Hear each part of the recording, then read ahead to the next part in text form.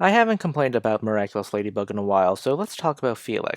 When he first debuted in the episode Felix in Season 3, he stole Gabriel's ring after carving a path of chaos. Felix is identical to Adrian in looks, but not much anything else. That's the whole point of his character. Astruck saw how fans liked the edgier Felix from the Ladybug PV and decided, I'm going to have Felix impersonate Adrian in order to show off how much of an edgy prick he is, to the point it generates enough anger from Adrian's friend group in order to make them akumatized monsters and possibly start a flame war, or 50, on Twitter. He basically parodies Adrian's role in this. Keep this parody in mind for a bit. He then shows up in the episode Gabriel Agrest in Season 4. In that episode, he finds out that his uncle is Hawkmoth, or rather Shadow Moth.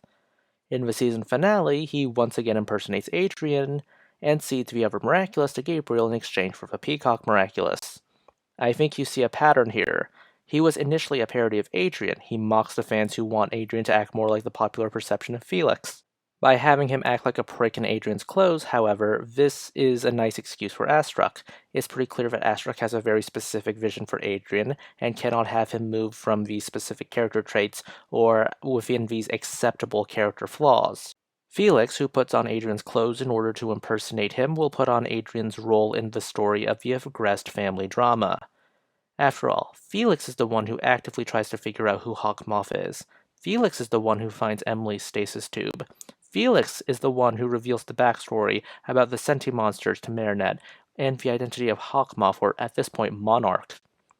These are all things that we wanted Adrian to do, and in any other series, it's probably something Adrian would do. You could even interpret his weird relationship with Kagami as some kind of consolation prize for not pairing Adrian with Kagami. That explains why his further actions seem rather bizarre.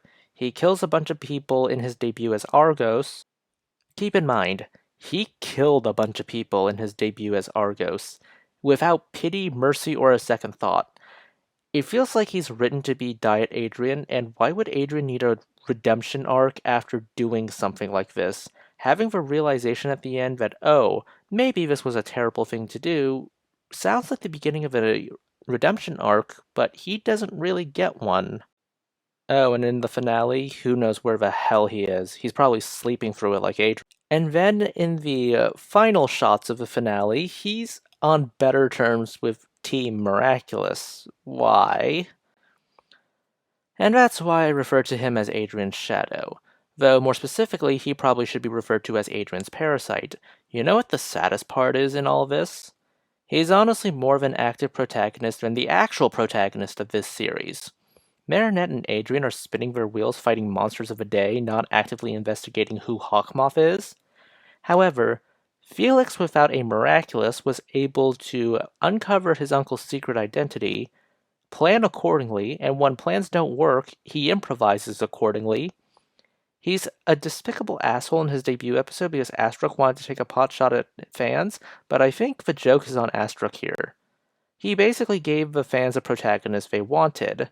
Though, I guess this is a hollow loss for Astruck and a hollow victory for the fans, since by splitting Adrian's story in two, we're left with a half-baked character arc for Adrian and Felix, plot beats that, honestly, make zero sense and go nowhere, and unresolved tension that honestly has less value than the actual sensible conclusion that fans concocted in their basements while watching this. That is ultimately the problem with Felix. He really doesn't have a unique storyline and story arc. They're just fragments of what Adrian's story arc would have been, with some of his initial mischief and mayhem mixed in, which ultimately makes him come off as a highly disjointed character. Then again, having a cohesive character arc isn't really a thing in Miraculous. Like I said in past videos, Miraculous doesn't plan and develop ideas. It throws random ideas together and hope it doesn't explode in its face. Those are just my thoughts. Please consider liking, subscribing, tipping the channel on Ko-fi. This is Cyril signing off.